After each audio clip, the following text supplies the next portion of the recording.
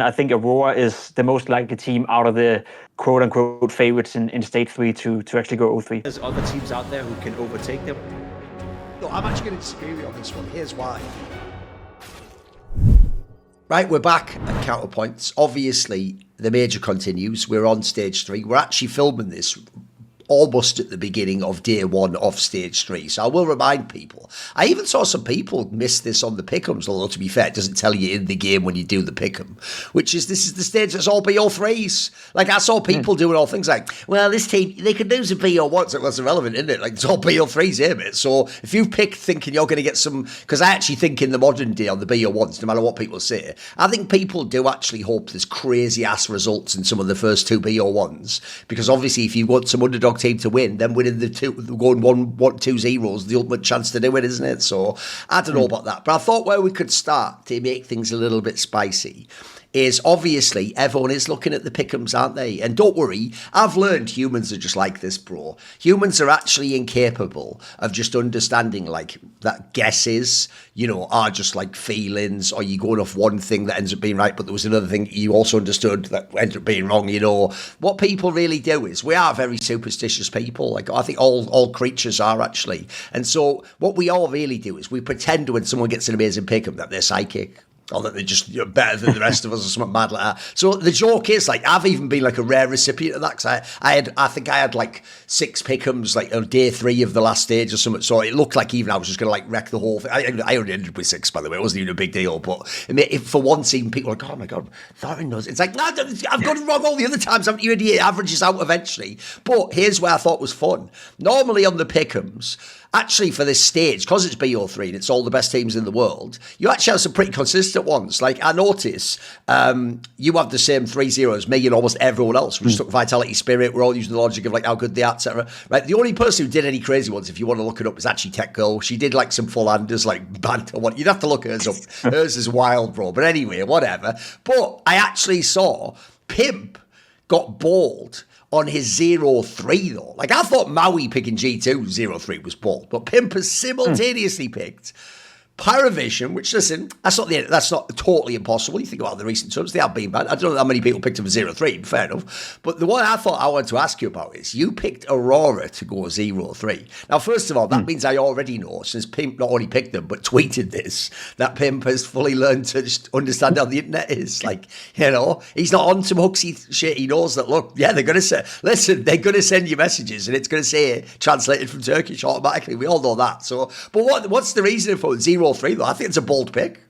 I have him like as my last team to go through, but I understand I was umming and ahhing on that one. What do I do for the 8th pick? You know, I don't think it's like clear cut. Obviously, they bombed a lot of majors too. But why 0-3? What was making you think that? Because I feel, first and foremost, someone had to be 0-3, and I think I just want to, state for the fact that I think every team so far we've seen make it to Stage 3 have actually looked pretty good, So I don't think there's this obvious, team making it from Stage 2 into Stage 3 where you're like, okay, you're deep above water right now. You look at your 9Cs, you look at Monty, and you think, okay, on paper they should go 0-3, but I think from actually watching their games, doing some of the demo analysis as well, like they're proper teams, So they will punish teams coming into Stage 3 if they're not fully prepared or not playing up to their best. So that's the first reason for not going with the obvious picks. Then Paravision, I have lost faith in that lineup. The interviews coming up from Destin, you name it. It does sound like a team that is just, they got too good too fast, and now they can't figure out how to replicate their kind of performances. Now Aurora, for me, it is a gamble first and foremost, but it's also a team that I've lost faith in. And First thing that could be stated would be that there's a lot of rumors going on right now about them going international with their lineup. I'm without knowing anything for certain. I'm quite confident saying that it's probably a dead team, or it's a team knowing they're gonna make changes. Bar if they win the major somehow, some way, and make it to a semifinal, which I deem to be completely unrealistic for that team. So that's never a good thing heading into the major as a dead team. I'll be honest, it's not really worked out for most teams. I know there's been, a couple of occasions in history at Counter-Strike where dead teams have done well, but it's a rarity more than a norm. Look at Falcons the last 4 majors or whatever, they're technically been a dead team heading into those. So that's part of the reason. I also think overall, I haven't been impressed by Aurora for a long time. I feel like they've stagnated hardly. And I think the theme for me so far during Cologne there's been a lot of teams who've actually ramped it up. There's been a lot of teams who are getting better and better and better.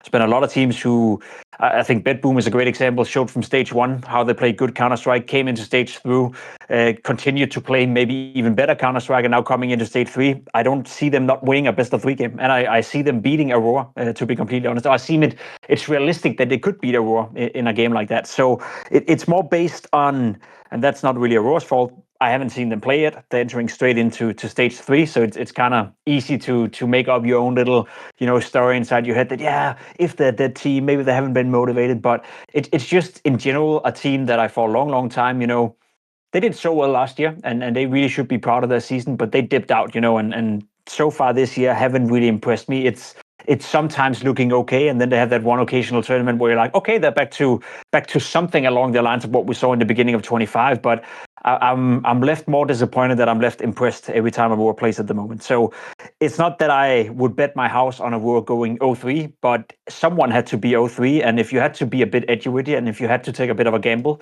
then I think Aurora is the most likely team out of the quote-unquote favorites in stage 3 to actually go 0-3. As said, I think Muncie plays too good.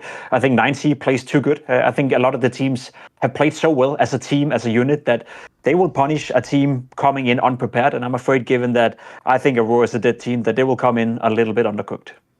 What's funny is, even though I said I picked them, I did quickly rush to give the disclaimer. Like, I picked them as the last team, and that was where I was picking between, like, MOUZ with the 17-year-old rookie and a brawler. But for the 8th pick, I actually think the top 7, it's just who you put 3-0 is really obvious. They're just the best teams in CS. They're all really good. It's all BO3. I do think, though, the 8th spot's really hard. So what I'll say is this. I'm not known as an Aurora fan. People will know I actually think they've always been overrated, because obviously they've got an incredibly rabid fan base that goes really nuts. Also, I actually think, I'll just put it out there, I actually think people do that mistake where, even though I love narratives, in general, you shouldn't really let them, like, influence analysis. And I do think people do that thing of, like, oh, it's so unfair how Xantares for his whole career was really good, but he never got to win. And it's like, yeah, but that's not how the game works. Like, the game doesn't give a fuck about that. Like, it's not like CS goes, well, here's your extra 10 free wins, Xantares, since you had a bad team for 10 years. Like, it doesn't give a fuck. The best thing about the game is you can be an arsehole if you click the right buttons. It still shoots people in the game.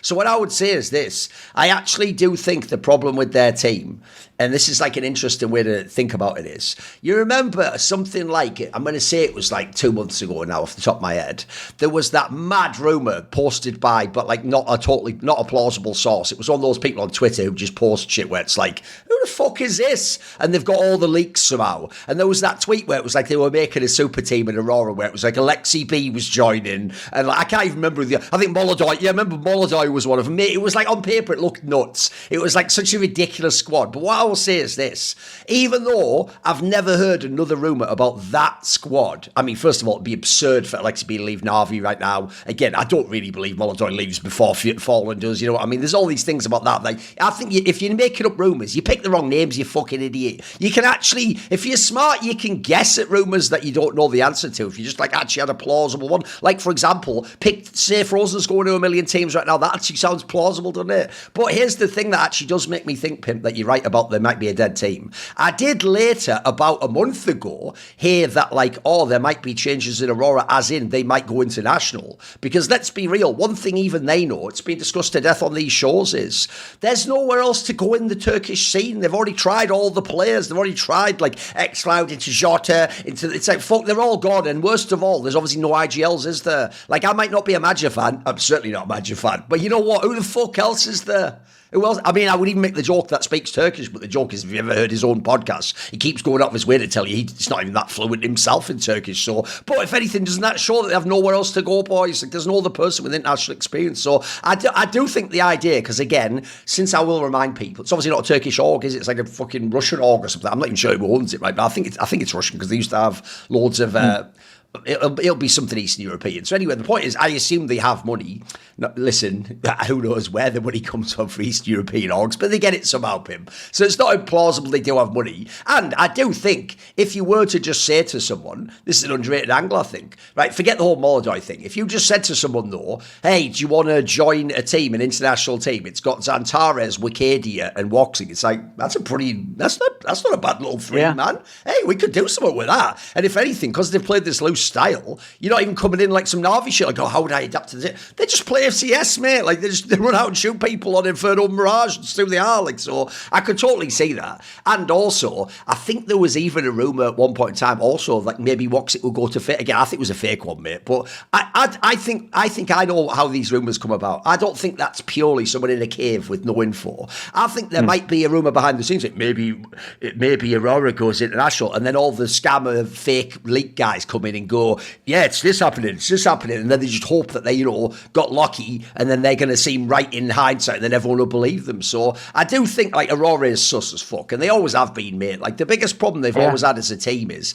I know what you mean. Like if you ever look, first of all, they're the ultimate group stage merchants. They just beat a good team in the group stage. When did they ever do it in the playoffs? Almost never. I mean, they had that one finals run at Pro League this year. That's about it. Like they just don't do it. Like in fact, I can tell you as someone who bets, they are notorious for being the teammate that has an insane group stage, and you go, ooh, the firepower though.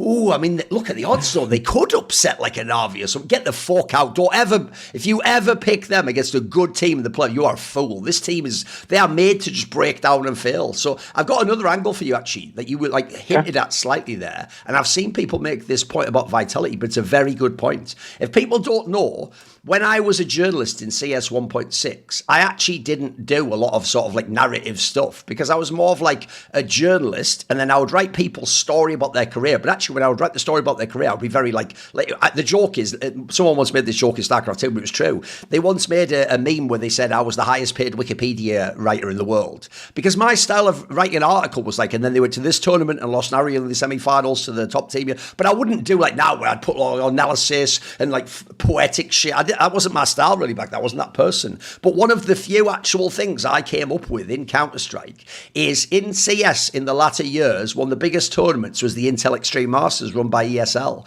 And one of the interesting details of the Intel Extreme Masters is their global finals or world championship, I don't know what year we're talking about, actually had that rare thing, which we all know now because ESL still does it, where if you top your group, you'd skip straight to the semi-finals. Oh, we ever heard that before? Now, here's the problem. Back then, because it was held at CeBIT, this massive like electronic show, and when you skipped to the semis, there was obviously like, I think there used to be sometimes like a day off anyway, and then maybe like a day off just for the round of 6, or it was a day off just for the round of 6. The day off for the round of 6, I also sound mad, but because back then CS tournaments were like 3 or 4 days long, having a day off was a big deal. And there was a stat, Pimp, even though true, they only had this format for like 3 years or something. All the teams that made the semi-finals straight from the top of the group never won their match and never made to the final and never won the tournament. And everyone used to think, what? But they were awesome. And I used to say, yeah, but think about it. If we're playing a 3-day tournament and then I play for all 3 days and you play for 1 day, have a day off and then go whatever, like that. Like, actually, you could be out of form, especially because back then you couldn't even scrim anyone, mate. You didn't even have PCs. You just sat for a day cooling off, and the other teams were all playing, fighting for their lives. And whoever wins, by the way, presumably is in good form and just battled through. And because it's not like a low bracket where you play twice in the same, they're not even tired, mate. They just played a game the day before they play now. I actually used to think, wait, ESL's doing that thing where the format's supposed to reward you for winning the group, but that might actually be a punishment. It might actually be better off to not do that. So people don't know when Na'Vi won those tournaments, they never came first place in the group. They used to come through the quarterfinals one. I actually do think, mate, that one of the downsides of the stage format of the major, I think we saw it last time when Vitality lost that opener to Legacy, is if you haven't played, in this case, by the way, you don't only skip the stage. Well, there's not like there's a tournament 1 day before the event. You probably missed multiple weeks. Then if there's the whole travel thing, there's been times, I think on one of the majors, I forget which one, that Vitality even said it'd been like 3 weeks since we played CS. I mean, look, obviously they can play scrims now, but we all know scrims are different official games. I do think that's an underrated detail, Pimp. It's like sometimes, obviously, look, I'd never want to start in stage 1 because I'm probably a bad team if I start in stage 1. But you could argue, an example might be like Spirit. Haven't Spirit sort of just heated the fuck up and now they come into stage 3 like, right, time to slap ass, mate. Time to get going. Like, they haven't had weeks and weeks off. So I actually do think that's a factor people don't consider here. We just look at these names and we go, Vitality could never lose. Oh my God, look at these names. Like, it's actually kind of crazy how many weeks it's been since they played official CS though. Yeah, that's a good point, and I think that's always going to be a high risk in the first game because I feel like that's sort of the nature of being a player and sort of the nature of being on a team, and that's what you always hear from the teams as well. One thing is, as you said, practicing a lot and making sure you you're facing well prepared, but there's a different kind of intensity when you're playing an official game, especially at a major. But it's also one of those things that it just takes you sometimes one map, or sometimes just a couple of hours or that first game to get it off your shoulders, and then from that point onwards, you're more stable and you're back to where you were before. So I think to some degree, yes, I think that's why that's why best of ones, in the major was always perhaps an issue. You know me, I personally, I kind of like it still to some degree. It adds a bit of pressure, and it's a different skill set you need for it. But I think the counter argument would be to that if you come in from a stage where you haven't played for a long time, as you described with Vitality, then the best of one becomes even more cruel, because sometimes there is a bit of rush, there's a bit of that intensity you need to get out of your system and get used to again. But I'll also say it like this, when it then is best of three in every single round, and with the seeding, the way the seeding works as well, where you actually have, the quote-unquote best teams facing off against each other. So you have number 1 seed against number 9 seed, right, and not 1 against 16. It does create, so the first game is, in a best of 3 stage Swiss format, it's almost the least important. There's so many chances for you to still make it through, and you would rather, if you're Vitality, right, you'd rather face Spirit. Like there was a great chance Spirit and Vitality would face off in the first game. It ended up being Na'Vi versus Spirit, right? But if you ask those two teams, would you rather play in an 0-0 game, or would you rather risk playing in a 2-1 game, or in a 1-2 game, or in a 2-2 game? I'm pretty sure both teams would say, let's just duke it out at 0-0, right? So as much as I see the potential flaws in that, I also do think the teams are okay with it, especially now that it's best of 3 throughout the entirety of stage 3. Then again, it's we can always come up with reasons as to why it may be plausible X, Y, and Z team is underperforming in the first round, etc., etc. But I don't know. The cynic in me is just like my first initial thought when you describe that. I get the point, I get the logic, but it's also, that's the game. That's just be cynical. Be ready for it. Prepare for it. If you need to play with a certain amount of intensity, do it. If you need to arrange a practice best of 3 game against a good team, the day before you play, then make it happen. I think there's many ways you can sort of like mimic that, sort of like you see with the World Cup teams now who play they play a friendly game, in the States 4 days before they play the first opening game, to sort of like get used to it, to sort of get the rust off. And I know it's a friendly game and it may not be the same as playing an official, but it's the closest you get to it, right? So there's different things you can do in order to make that less of a thing, sort of. So I get the point, but I don't really care to some extent. I don't think it's going to be an issue for Vitality either. But it could, as you described, it could be a good thing for Spirit. And then again, let me just remind you that it's an 0-0 game and all games are best of 3. And at the end of the day with majors, I'll be honest, I know teams don't think this way, but at the end of the day, all we care about is who goes to the final. It almost doesn't matter if you were a quarterfinalist or semifinalist at a major. If you're not part of the final, then who cares if you went 3-2 or 3-1 or 3-0 in the group stage? We don't remember the teams doing that unless they actually go on to win their games in the playoff. So I think it's less of an important thing than initially a lot of people would think.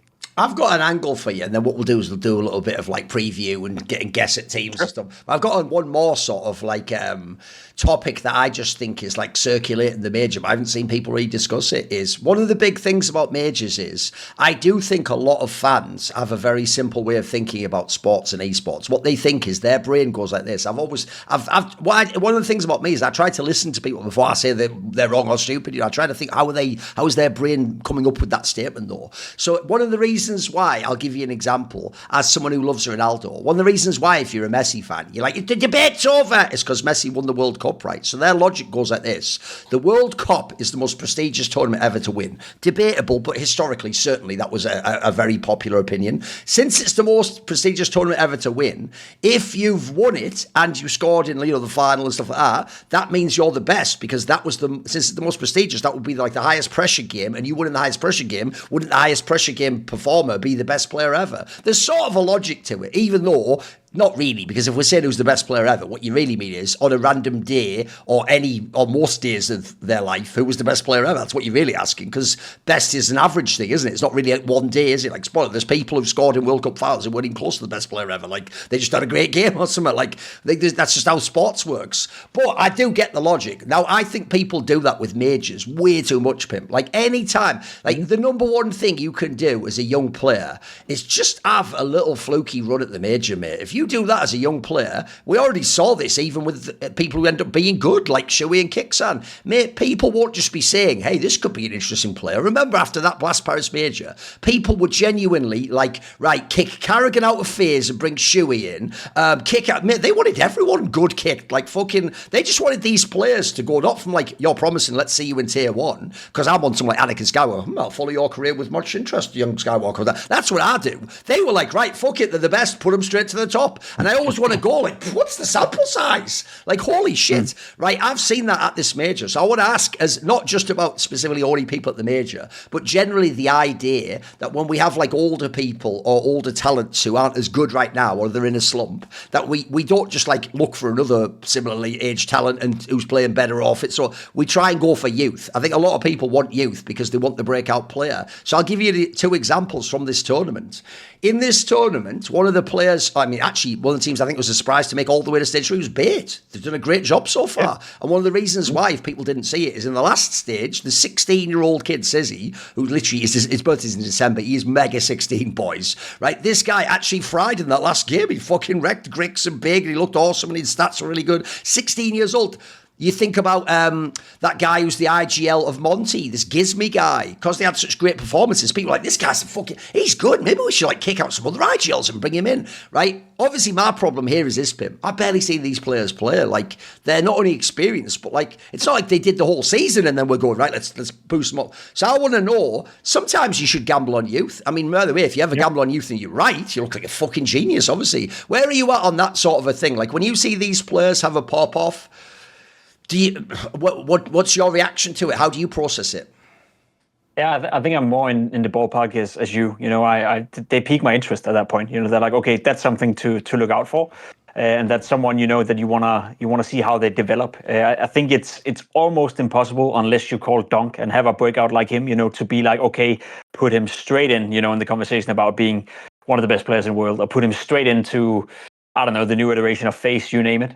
But Sissy is, to me, a great example because I've been watching him a lot, you know, in BATE. I think I've covered and been at tournaments BATE. I've been at, you know, 4 or 5 times this year already, and now the major as well. And he's not really been that impressive throughout this season so far. There's been glimpses. There's definitely been moments. There's been games. But the overall package of Sissy has been truly what he is, you know, an inexperienced young talent. You know, there's definitely, and we saw that here at the major, there's definitely something that can be nurtured. There definitely is talent that can be, you know, potentially going a long way, but it's not cooked final yet. You know, it's something that will have to develop over months, over years, etc., etc. I think he's already proven that, but obviously having a bit of a, I wouldn't call it a breakout game at the major, but having a good major so far as well, because there was another game where I can't remember who they faced on Inferno. It was like a mega overtime game, 4 overtimes or something like that, where NPL dropped the ball massively. Like, NPL is notoriously the best player for BATE, and whenever NPL plays well, BATE have a pretty good chance of winning their games. Can't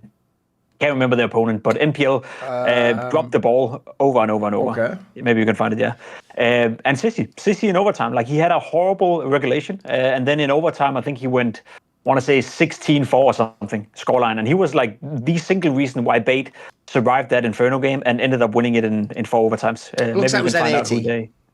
M80, there we go. So you know, a team on paper they should be beating, but that game should have gone M80's way, and that game would have gone M80's way had it not been for Sissy stepping up massively. Right. That didn't reflect in the scoreboard because in regulation in the first 24 rounds he wasn't even average, he was below average. Like, he was also one of the reasons why he's even went into overtime, right? So I think he's turned it around, and he showed me in that game that when the pressure was at its highest against M80 in quadruple overtime or whatever it was, he was able to step up, you know. And as you explained, in the final game for BATE to qualify for stage 3, well, guess who was the difference maker? That was Sissy, stepped it up massively. So I think him being average, him having the experience from 3-4 tournaments leading up to this, now make him a case where, like, okay, so the glimpses we saw is now confirmed. There's definitely something to your talent, but I'm under no circumstances willing to even have the discussion whether or not he should replace, you know, a Wonderful in Navi or a Shiro in Spirit or something like that, you know, even if they were to drop out of the major and do horrible right here. Like, we're not even close, you know. So I think there's different ways of approaching that. But then sometimes there is also these, you know,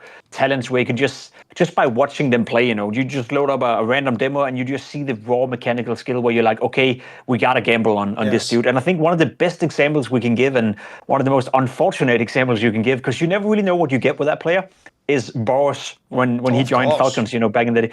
If you remove the nameplate and you just watch him play and his mechanical skill for the game, and you put him on a server on Mirage, and you'd be like, okay, this is like, here we have a guy who has the potential to be a top 3 aimer in the world.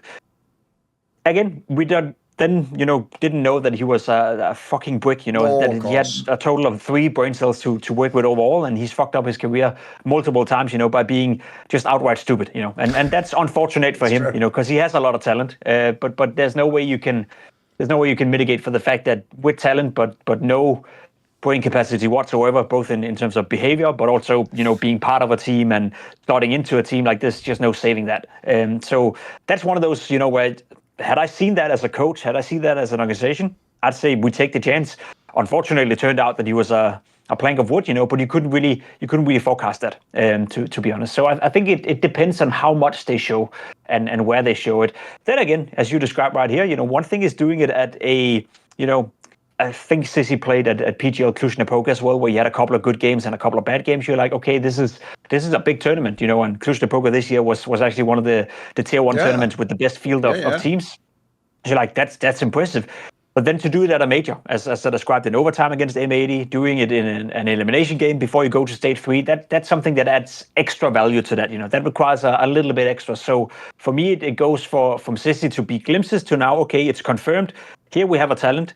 How he's going to develop over the next year or next 2 years, again, nobody knows. We don't know if we're actually seeing the best version of what Sissy can be right now, or if we see the beginning of a great career. Also depends on who's coaching in BATE. Also depends on who's leading BATE. Also depends on, who's his friends going to be, and what team is he going to join in the future, or who's going to be his inspiration, you name it. So there's a lot of different pathways a career can go like that. But for me, it takes something, just to sum it up, it takes something extremely extraordinary for me to be willing to say, okay, send him to FaZe or send him to Navi instead of Wonderful. He has a shitty major, or Wonderful joins another team or whatnot. It takes something extraordinary. And I think the example you brought with Shuhei, Gamer Legion at the Paris Major, that was extraordinary to some extent. And I think I was also advocating for back then, that Liquid should pick him up, because there's teams who are in a position where they should be willing to risk a lot to go for that young talent, But if you're speaking teams like Falcons, you're speaking FURIA, you're speaking Vitality, you're speaking, top 5 stable organizations who, almost regardless of what roster they're going to have, as long as they have the core with them, they're going to be a top 5 team. I think it takes something extremely extraordinary for them to consider to make a move like that. Whereas for teams like Liquid, maybe even a G2, depending on how it goes for the major here, like, they're more prone to take the risk and more prone to pick up a guy like Boris and hope for the best, And then, sometimes they figure out that could work out pretty well, and sometimes you get a Boris and you just have to be like, okay, what we saw wasn't what we got. Let's try again. So it's a broader question for me, and it's almost impossible to generalize. I'd almost say case by case. It depends on what player we're talking and what position.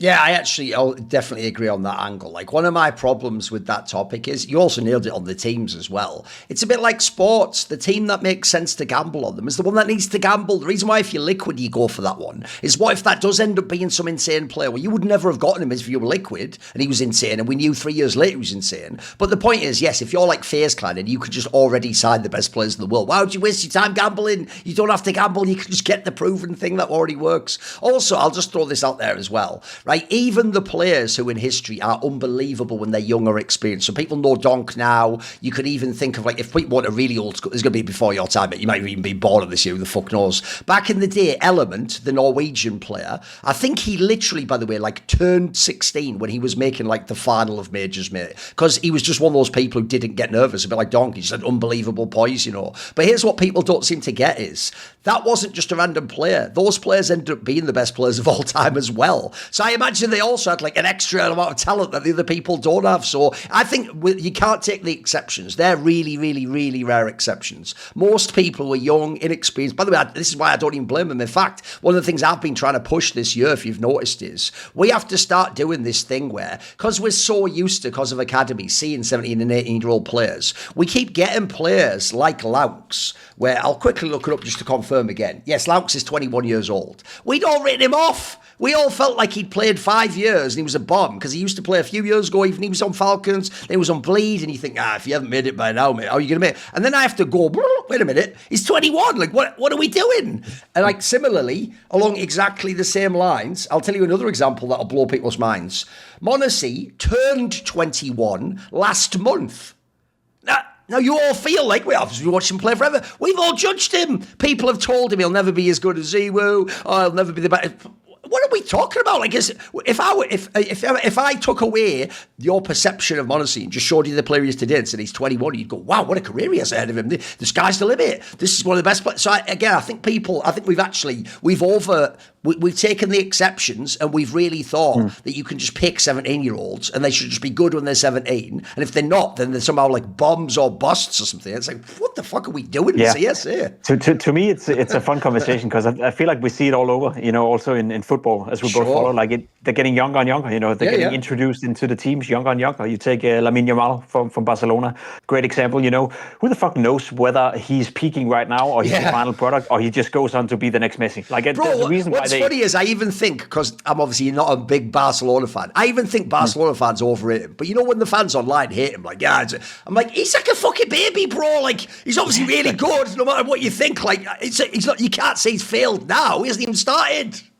Yeah, that's the thing. But it's this whole thing in life right now, and I think this new generation, that people, I don't know what it is. I'm kind of curious on a broader perspective because obviously football is something we both follow, but it happens a lot in cycling as well. Normally in cycling, there was a U33 or U23 category where they had to go through, and then when they were done being 23, 24 years of age, then they could join the pro teams and start to compete at the Tour de France and the bigger races.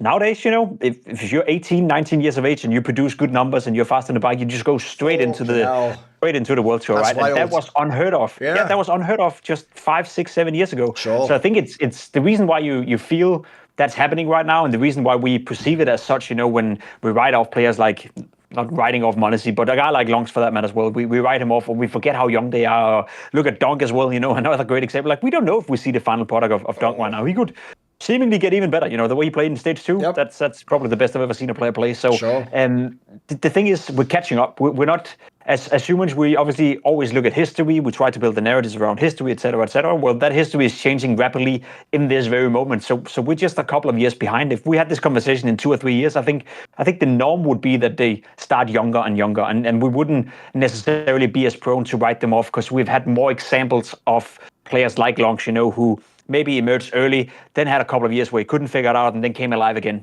Like I see in cycling, like we see in football sometimes as well, where big talents, there's this guy who played for Borussia Dortmund, Yusuf Mukuku, I think he's called. Don't know if you heard of him, but he was like, I think he was 16 years of age when he has his debut for Dortmund, gets this big welcoming on one of the biggest stadium in Germany, taught a massive talent. Everyone is speaking about, okay, he's got to be the next big thing. Nowadays he plays in FC Copenhagen and he's starting more on the bench than he's actually playing, and he's 20 years of age. That dude's career is not necessarily over. He just had 3 years where he just couldn't get it done, as a senior player. But we haven't had too many examples of that because we haven't had too many examples of players emerging when they were 16, 17, 18 years of age. So it takes 5 years before we catch up to that. And the same thing could be said, like, logically speaking, we should be smarter because the same is happening with players and their age. If you asked anyone who cared about Counter-Strike 5 years ago, do you think anyone could play till they were 32? They'd be like, nah, they're way too old. They can't play Counter-Strike. Reflexes go away. Like, what the fuck are you talking about? Like, yeah, sure, you may become, I don't know, 1 or 2% slower, in terms of reflexes, which makes you a 0.05 worse player in terms of your mechanical skill. Like, there's so much more to it, right? So there's a reason why you see guys like karrigan. There's a reason why you saw Tess play for a long time. There's a reason why you're going to see players playing at the high levels who's going to be 34, 35, 36. What matters is whether or not they're willing to dedicate their life to it, whether they're still motivated, whether their family allows them to sit in front of a PC 12 hours a day and, travel 250 days a year. Like, those are all things that matters. But that's again, that's the whole thing where 5 years ago we weren't really caught up to the fact that players can play till they're past 30. Now we're used to it. Now it's not a big thing anymore. Now we don't really think about it.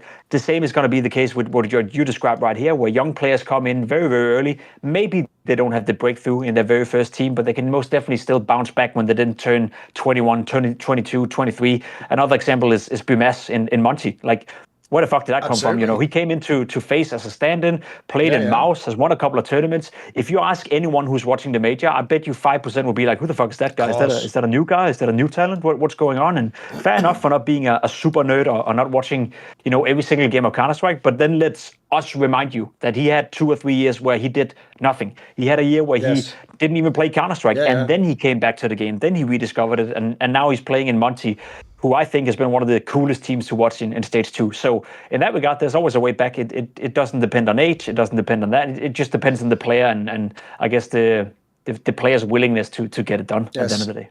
By the way, I was joking when I said Pimp was born when Element did that. Pimp is obviously 30 years old and he was born in the 90s, but he would have only been 7 years old, to be fair. So the joke I remember was Element, decent. but I haven't seen him play. Nah, it's all good. I actually even have an example for you on that one, Pimp. I also think the same thing on the other end, as you say. It's one thing if the IGLs last that long, because we know that at this point in time, you look at people like Fallen, fucking maybe even Huxley, karrigan especially. We are just going, Nate, your calls better be twice as good, like to make up for the fragging. But here's an example where people forget, because I hate when people write off the old guys too. It's the same thing, Pimp. Here are 2 examples for you, where the actual context for why they fail has nothing to do with age. So, right, if people don't know, Xantares is 30 and NiKo is 29. Right, boys, Xantares just has a hand injury, and not because he's old, you fucking idiots. That's not how again, I know people who are 18 go, and you're 30 and you're saying that. Bro, like, do you think 30's old because you've been alive 4 seconds, you fucking idiot? Like, 30 years old is not like making his hand fall off. He just has some sort of injury, right? I've even imagined if you've ever seen Xantares' style, maybe he has a high sense or something stupid like that, you know. He looks like one of those players. If you ever watch Xantares on the games where his hand's not hurting him, he's still just as fast as he ever was, mate. He can do all that shit. NiKo, if people don't know, it's because of things like, I think psychologically he's beaten down over the years. And also, now that karrigan's here, he's given up some of his roles, boys. He's not playing like the same star roles he was in before that he played his whole career. If you go and take NiKo tomorrow and put him on like just FaZe Clan and give him his old positions, he'd frag the face off loads of fucking people who are 23 years old. He's sick. So to me, I agree with you. That even shows that like we're just learning also that actually when you take away all the reasons to be bad when you're older, like I'll tell you what, I'll keep paying you millions of dollars and actually you don't have to go and fucking get a job with your family. You know, in fact, now you're so rich, your family say to keep playing. Yeah, you know what? People like NiKo, it's up to him. If he wanted to just say, I'm not going to do this IGL thing, give me the star roles back, Kiyosuke, get the fuck out, I bet he could be a star for like 5 more years. It looks like a guy who could run the table for a long time. Now, speaking of teams like Falcons, this is a perfect time to point out to you that you can help support Last Free Nation and Pimp and me, we're part of Last Free Nation, by purchasing this beautiful, artistic, I Am Cologne 2026 t-shirt, where what we've done is we've just taken an artist that does all of our overlays and he's taken each of the teams that people consider like contenders to win the tournament, and all of them in theory have like an animal associated with them. Even I can't say the teams, I can, but I just don't want to make it weird because we haven't got the right likeness rights. But it's weird, there's only one team on there that doesn't have an animal, which is actually, let's just say they're the second best team in the world, but actually we just took the animal of their country, for example, for that one. So if you look at it, he's done like a cool design of them all battling each other for the Cologne title or whatever, and you can buy this t-shirt. It's a limited edition only. Obviously in the future, as well as supporting LFN and you having a cool t-shirt, we want to do more of these, but you always start with a limited run. So what we've done is it's only available through to the end of June, so you've still got a decent amount of time to order it now, but it will be gone after that. And I'm going to guess also it's probably like limited edition, you know, there's probably only so many printed. I don't think they do it in limited amounts. So go and grab it now. We ship to most countries. All the pricing and shipping info is available at the shop website on the screen, www.lastfreenation, all one word, .shop. And if you're an American fan and you buy that, and there's other merch there from Elephant as well, if you buy any merch worth over $60, you get it free shipping as well. I know it's big for Americans because it's such a big country and sometimes shipping costs quite a lot. So support your favourite shows and Last Free Nation directly by purchasing our limited edition Cologne 2026 Major T at, you heard it, www.lastfreenation.shop. Right, that is a perfect setup. So what I thought we'd do on the back end of the show is this. You know what, Pimp? It's one thing to do analysis. It's one thing to preview. It's one thing to tell the stories. But one thing I also love, it is actually part of being an analyst and watching CS tournaments is, I joked earlier that we all pretend we're psychic. No, it's not about the idea you actually saw the future. But we all have like a feeling. We all have that team we're so scared will let us down. We all have that team we delusionally believe will succeed. In the past, it used to always be FaZe Clan for me, obviously. Right? I want to ask about a couple of teams. I'll pick the ones that are really, really interesting, not like the obvious ones. So actually, I just set it up there. I just want to know, not analysis, Pimp. I don't want analysis. I want to know if Pimp actually had to, if me and you, after we finish this call, we don't just press stop on the Discord call. We then press a button on a time machine and we leap forward to whatever the day is. I don't know, it's like 15th of June or something. Whatever the day is when the final is. I forget what day it is. If we leap forward to 21st or something, whatever day that is, if we leap forward to that day and we know the results of the tournament, like, what would be the results be then? So what I want to know is this, Pimp. What is Pimp's got? Because now what you're going to have to do is that head versus heart thing of like, oh, but I want, but is what I want, what could happen?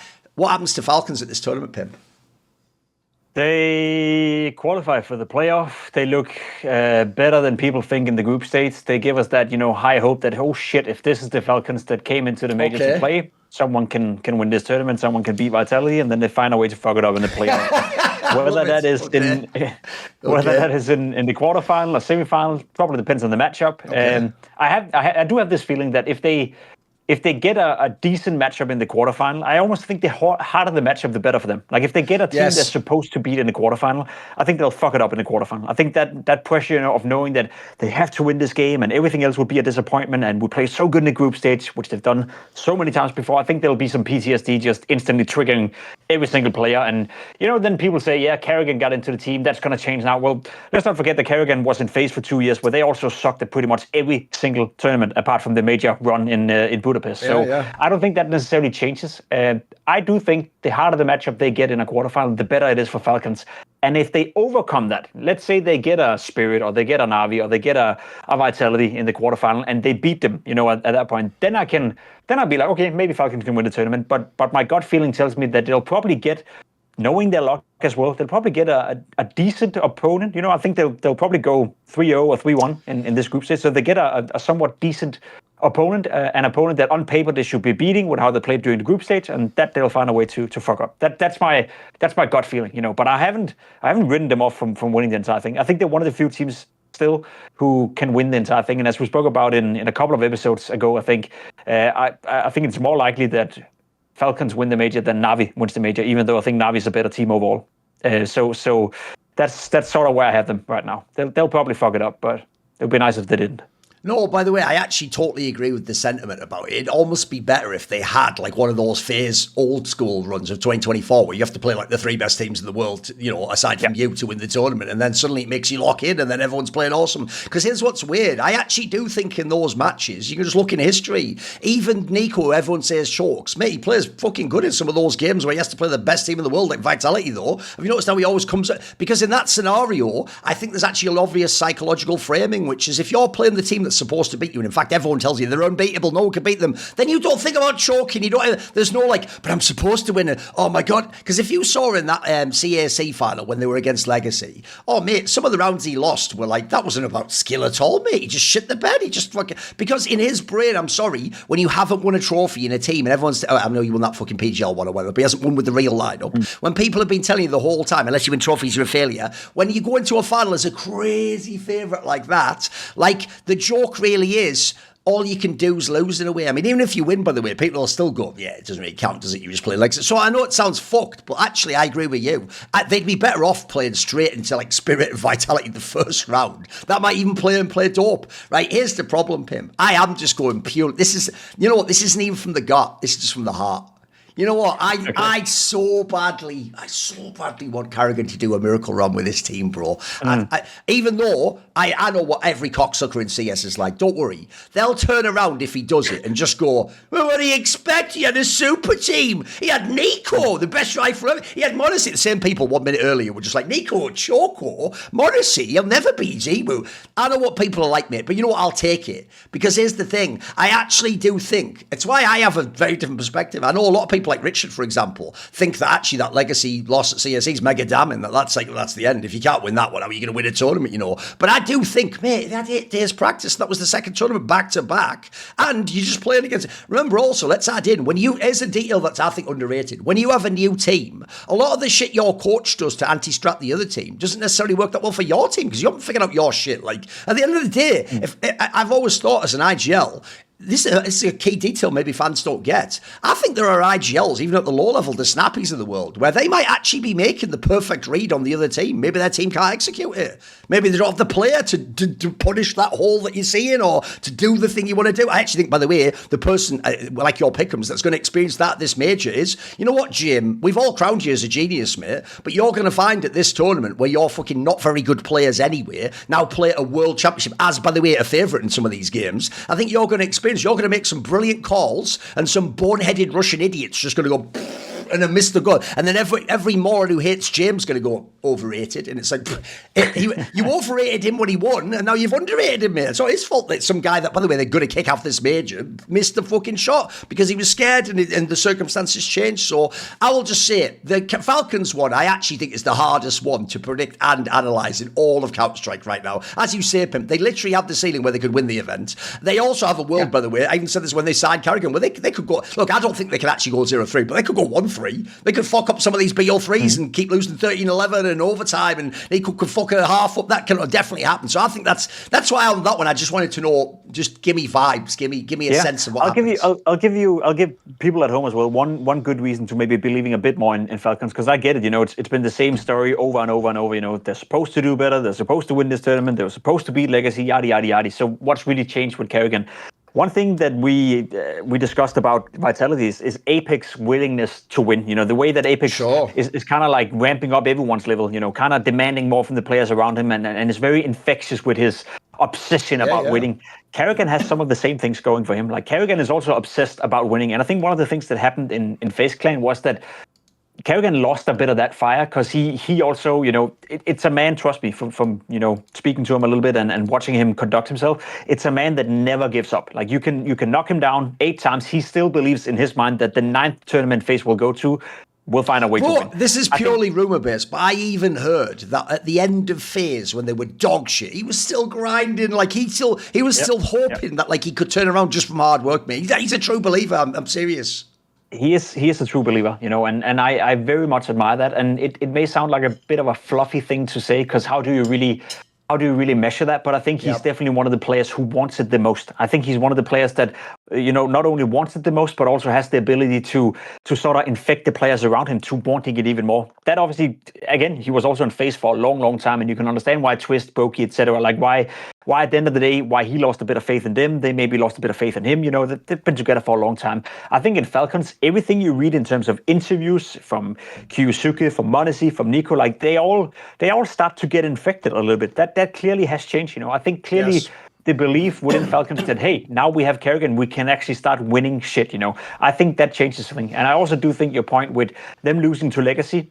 Let's first and foremost establish that should not have happened. They should have beaten Legacy on any given day, practice or no practice. But I also do think that's one of the things where it's like, for karrigan, that's just going to light a fire. Like, that's just going to light a fire under him. And I bet you, if they face Legacy at any point in this tournament, they'll smash Legacy. They'll prove, you know, that, okay, that was not supposed to happen. And it's in a game like that we get to see whether or not that the added practice and them having a bit of time with karrigan has actually been fruitful. So I think as much as that's the thing, as you said, like, we praise people.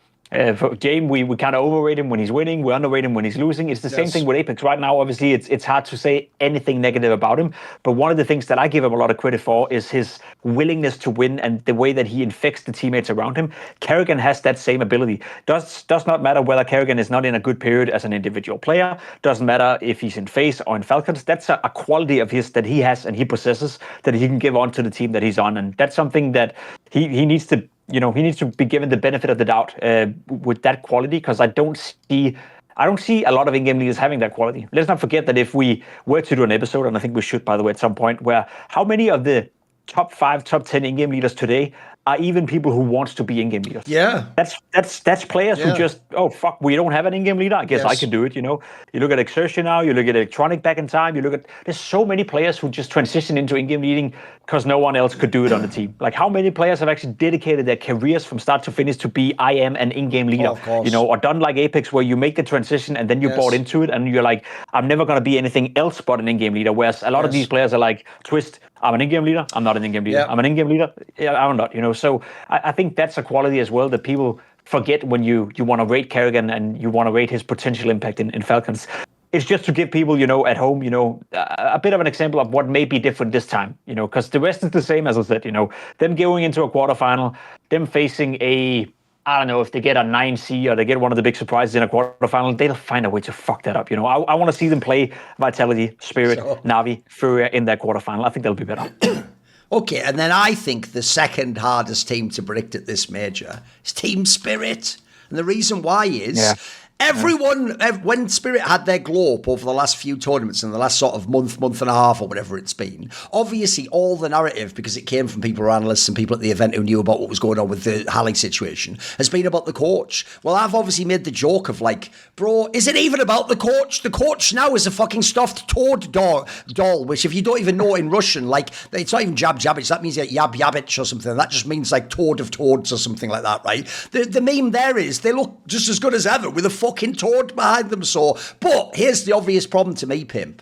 Already, I have to immediately think to myself, even though I think Donk could do anything, mate. He's just shown me shit before already. Like, for real, if I was in like a burning building, don't send a firefighter and send Donk in, mate. He'll save me. I don't know how. He'll just do it. The joke is, he'll get out. I mean, maybe I'll die, but he'll get out at least. I'll guarantee you that much. So he can do anything. Obviously, the team has like a lot of interest and potential. They've looked super spicy the last month and a half. The obvious problem for them is, if in the playoffs there really is no coach, fucking hell, mate, that could be terrible. That could be, who knows? I don't even know. So again, we're going off pure vibes here. What happens to Team Spirit, Pimp?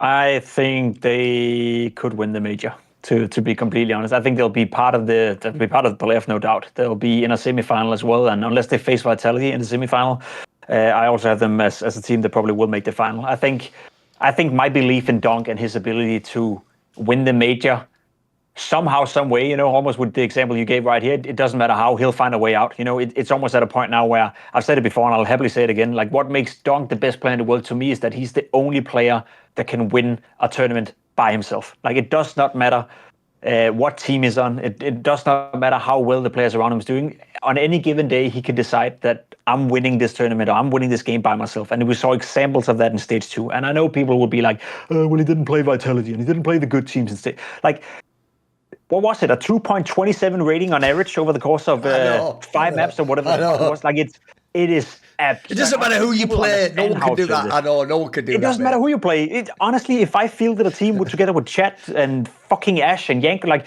he shouldn't be able to do those numbers against us even. Like, it is crazy. So I feel like I just got confirmed, and for some reason people are still on the fence about it. But I truly believe he's the only player in the world who can win a tournament by himself, which he's done before. I am Katowice a couple of years ago. Let's not forget about that. Yes. So I think that's the first reason to just have a good feeling about Spirit in the God. I agree with you. There's different other things that could be a problem from a tactical approach. From one thing is Magic's now seemingly getting it together as an in-game leader, absolutely. But do you perform the same at a stage in Cologne or not? I'm not quite certain. Then again, Spirit won Cologne last time around. They were here, right? So odds are that he can do it together with the rest of Spirit. They have pretty good experience here. So yeah, I'll be honest. Gut feeling for me tells me Spirit will be, at the very least, worst case scenario in a semifinal, depending on the matchups. And if I thought they had after winning the tournament in the lead up to the major, obviously the stock rose a bit for Spirit. Maybe I had them,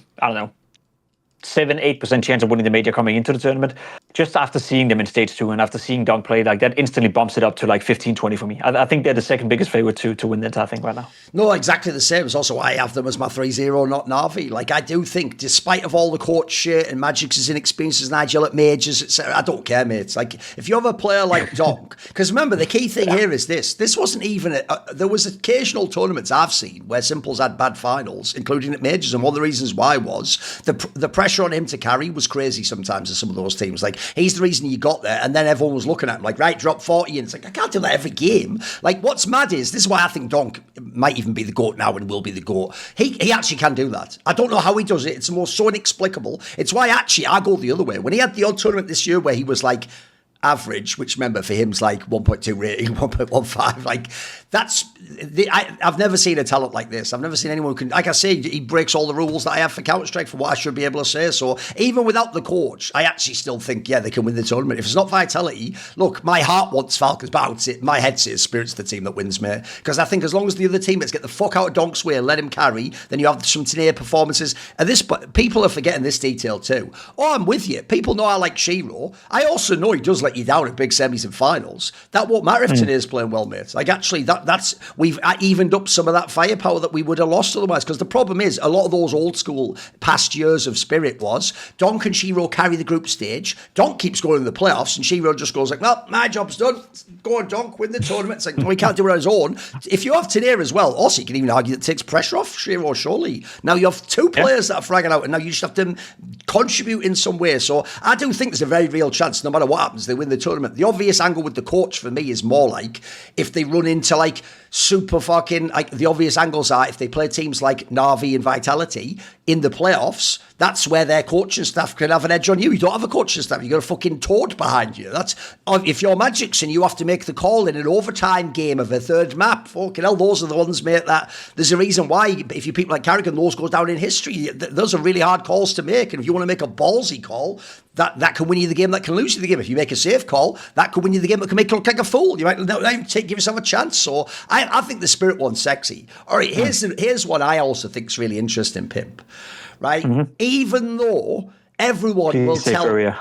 Yeah, of course. Because here's the problem. I notice, actually, fans, because FURIA, by the way, FURIA actually hasn't had many good results. They had like a semis at Rio. Aside from that, they've come nowhere close to winning a tournament. They've actually had a lot of losses. They've even lost most of the big games they've played recently. Even though, in those games, they've looked good and they've mixed it up, and Muldaugh's had moments that he looked at old Muldaugh. I notice, actually, it's pretty common that it seems like all the experts still say you've got to give FURIA a chance, though. Like, I notice no one's really bailed on... You can even add in, by the way, even though a fan would say, win it for Fallen. I actually think him announcing his retirement, you could argue that makes the team semi-dead, right? And people are like, well, shit, it's not even a thing beyond this year, is it? Like, or you could even say that's too much pressure. Like, fuck, I'm Muldaugh. I'm trying to get my shit together in playoffs. I have to now win it for this guy, or I'm a fucking bomb or something. Like, where are we at on FURIA, mate? Because I think this is the third hardest team to predict in this tournament.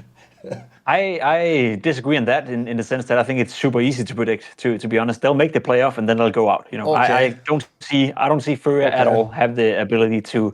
They're not a team like Falcons or Na'Vi for that matter, or Spirit, who has that, you know, where you're like, okay, you can give them a 5, 10, 15% chance depending on where you're at and what day. I don't see them winning the major at all, like under no circumstances whatsoever. Okay. But I can definitely see the bottom level of FURIA making them to the playoff. They're not a bad team. They're just not a winning team at the moment, and they've shown that throughout the entirety of the year. And I hate to say it, but go back and watch the episode we did in January, where I started off by saying this is how it's going to be for FURIA. This is how the season is going to play out. They overperformed massively. All players were 5-10% better than they were supposed to be. That's not going to continue. So what happens when two of the players dropping 5-10%? You're seeing that right now. Still a good team, not a team that wins trophies. So I actually do think that FURIA is easy to predict in the sense that I have no hopes of them winning the major. And I will also say as well, and that's where I want to, you know, play the ball back in your court. I think this is an underrated thing, and I hate the fact that we're afraid of touching it. And I'm also trying to find a way to, obviously, you know, in my prep for Cologne and being on the desk, I will bring this up at some point when the timing is fitting. But Fallen announcing his retirement could be a bad thing for FURIA first and foremost. Yeah, absolutely. But it's also one of those things, nobody's willing to say it out loud, and I'll say it again. I think I've said it in another episode, and that's why I love doing podcasts, because I can actually say exactly what I think, right? Why are we certain that Fallen is going to play all the way to the end of the season if they bomb out of the major in the group stage right here? Why would the 4 players, and I know they feel they have to be loyal to Fallen, and he's such a big character, why are we wasting everyone's time if this FURIA is not working out? Because let's be honest, the season so far hasn't really been pretty. If they don't even make the playoff here at the major, I'll tell you this, had Fallen not announced his retirement, you know, everyone would be calling for something to change within FURIA. Everyone would be calling for a roster change. Absolutely. Now we're approaching it as it's like, oh, well, they can't change because he's announced his retirement at the end of the season, you know, in December. So he's untouchable now. We're acting like it's retirement tour, aren't we? And he has to get to go out and all play all the games. Exactly. I don't believe it. I don't believe it. If they bomb out of the group stage right here, don't be surprised if FURIA make change, and don't be surprised if Fallen comes out and makes a second announcement that he found out that the beach house that he's buying in Australia, well, he has to take that over in September. I'm out now. Bye. Yes. I'll just give people, I'll connect it to like a real analysis from last year, but then I'll just go with my gut. My problem with this is my gut also tells me the same thing, Pimp. Even though I think, like, if you look at the players, you go, oh, surely there's a chance, you know. Every time you put them against the top team, you're like, these. If I actually take each player and it was like FIFA, instead of having variable performance, you just have those exact stats every game. Mate, if you give me like Kesera or Yikindam, I could beat a lot of teams. I could beat Navi with that. I could probably beat Falcons on the good day. Maybe even if Spirit fucks up, like I said, it's a close game, I could maybe beat them. There's a lot of teams I can beat. The problem is, you just don't beat them at the moment, though, do you? Like, you don't. So my gut tells me, I know what you mean. I think they make the playoffs. I think they're good enough for that. I don't think they do anything. I think it's actually... And here's why I'll also then connect it to analysis. What I told people last year, this is why I was one of the few people who my prediction, the whole second season, no matter what happened, was Vitality wins the last major. And people would go, you just glaze them. That's over, Thorin. That's ended now. Didn't you know they fired the team... People really did say that shit, remember? Like, they fired their team manager. Well, I think she actually left, but whatever it was. And then everyone obviously was going, you idiot, FURIA's beaten them and FURIA's awesome. And I used to tell people, go look at those games. Those are not only games where people like Yuri are having mad performance. Those are the closest games you'll ever see. Like, they were basically winning every close game in overtime, it felt like. It was nuts. And the problem with that is you're either like the most clutch team to ever play CS, or that was just a really lucky period. In the same ways, by the way, you can argue now, they've had a bunch of close games lost. Maybe you were unlucky eventually. I actually think one of the beautiful things, I'll tell you what, it was the Swedish Orpa from Fnatic in 1.6 DSN who once said this line, and it's one of the best quotes ever. I can't remember the exact phrasing, but it was something like, CS is a fair game because, like, even though you can have luck in moments, like, in the long run, everything evens out. Because his logic was basically, like, you know, if you play one tournament, anything can happen. But if you're, like, a great player or a bad player, if you just play, like, 100 tournaments, mate, at the end, unless you had some absurd team circumstances. If you're great, you're going to win. You're going to get those top placings. If you're bad, you're going to be exposed. He's actually right. I agree with him. It's also, by the way, what a fucking fantastic competitive mindset to have. That's a great way to see both aspects of the game, isn't it? So I have the same feeling, unfortunately. And then I've got to throw in as well, it's also been my feeling. Look, I want fucking muldaugh to get over some of these like weird hiccups he has in playoffs, but he hasn't. And I'll just throw this out there, by the way, just 'cause it'll hurt people's feelings. He's actually older than m0NESY. Same age, but slightly older. So if you're all telling me m0NESY's set in stone, I can see everything I see there. Well, this guy's older than him, so by your logic, he must be cooked. Get him out the get. No, I also do think, I even said this to muldaugh in real life, he is a sick player. What he has to realise is this: don't listen to fans, mate. You only played the game. I told him at the time in the Blast Rivals, I said, you only played the game for a year at the top level. I don't care how old. That wasn't CS you were playing before, mate. Now you've played for 1 year. I said there's plenty of players failed in year one, mate. In fact, if anything, you've had more success than most players had in year one. I want to see in 2 years. In 2 years is when you can either be one of the all-time great players, I think he's got the talent for it, or you just stay at this level and you're just a good player. So I'm with you. I think the FURIA one, fans are going to hope so hard. And also, like I said, I teased it on the Fallen one there. I also do think, I mean, I said it at the time, bro. I get he did it because it was IM Rio. That was clearly the reason, in my opinion, he did it at the time. I think it was inappropriate, personally. I would prefer you do that, like, either, like, late in the second season of this year, when... Like make it like the Fallen's the Singapore major or whatever it is. Oh no, it's the one in Argentina at the end of the year. You say that's my last dance. After this one, I'm probably going to retire, guys. Even then, by the way, I'll tell you why I also thought it was whack to say it. Right, since you have a team that on paper, like I said, has really great pieces, what if you won both majors this year? What, then you just go, well, thanks for my last 2 majors, see ya, fuck y'all, I won't see if we can win a third. I'm sorry, I don't care who you are. In my opinion, if you are an all-time great and you win a major, you at least try the next one, mate. What if you were still good at that one? Like, that's one of those ones where it's like... There'll be many chances to retire, mate. There'll be very few chances to ever win a major. So I think that whole narrative is whack. Anyway, we could put that to one side.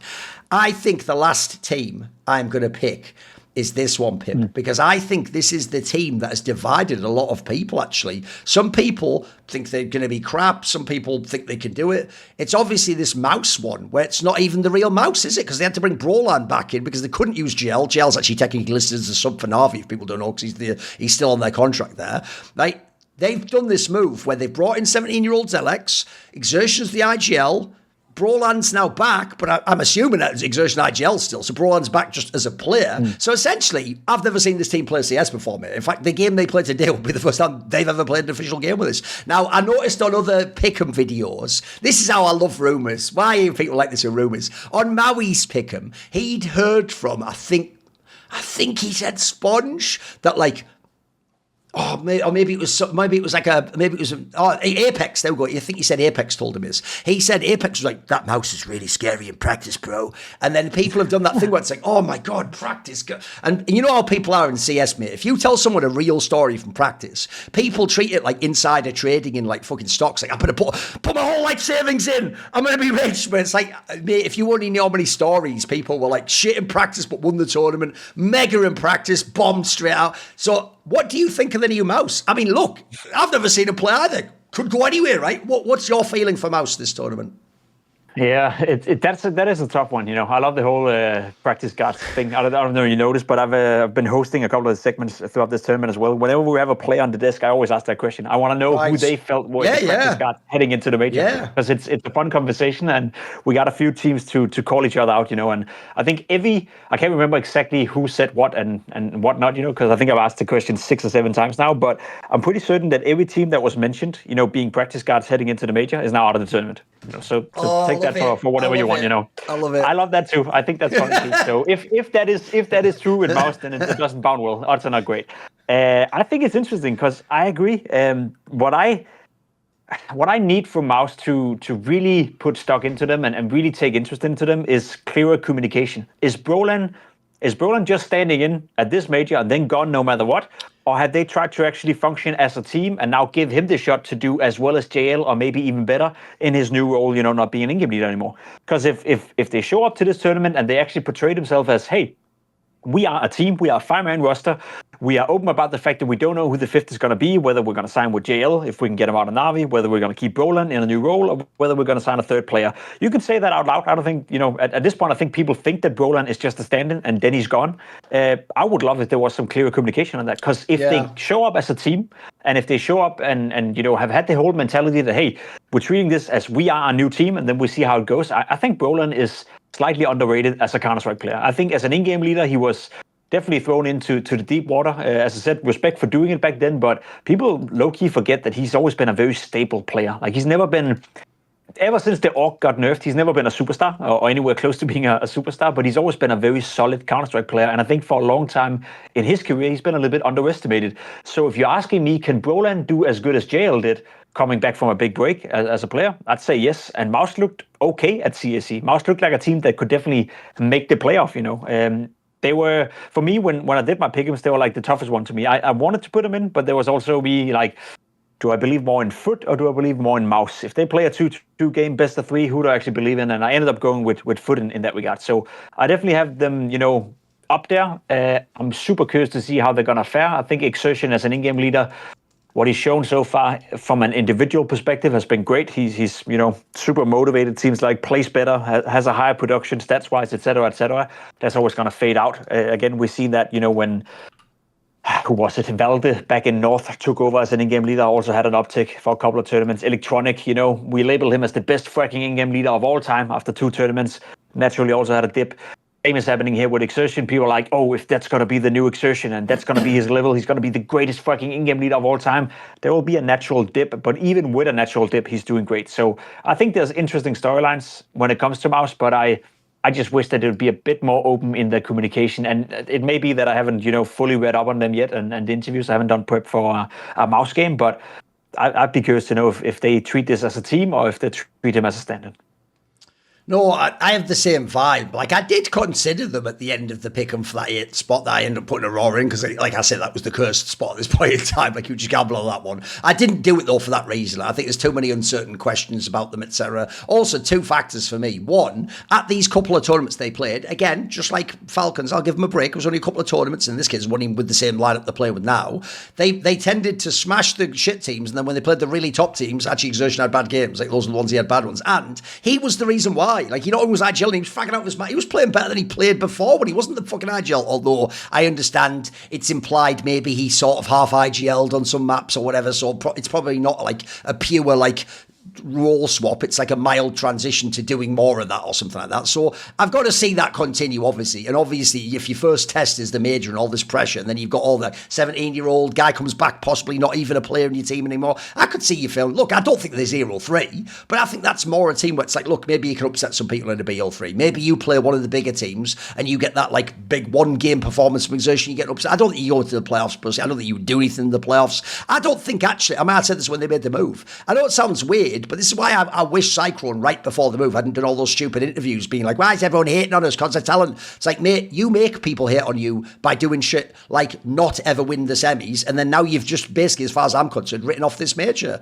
I think you make those moves, mate, because we don't, as you say, no one technically knows who the lineup's going to be in the second season. Remember, it's not even, we don't even know if JL was a standing off, they actually really want to take him off. They've got another player in mind. So I think for me, when you do that move, you do it for the second season. Basically, your mission here is win the Argentinian major. That's what you've basically set up now. So I don't even think their eyes are on this one. And also, miss me with that whole thing of like, but they're MOUZ sports. It's in Cologne. None of them are German. Like that works for big. That doesn't work for MOUZ sports, boys. Like and by the way, MOUZ sports hasn't been a German team in CS for a fucking billion years, mate. What are we even talking about? Almost never, basically. Even in CS:GO, it was all randy ass players. It was fucking Christian, karrigan, and Alu. It was everyone, mate. So miss me with that narrative. That's some nonsense there. So okay, obviously we will be back later in the major, and we will see things we were wrong about, and then we will also potentially say other wrong things and some right things mixed in there.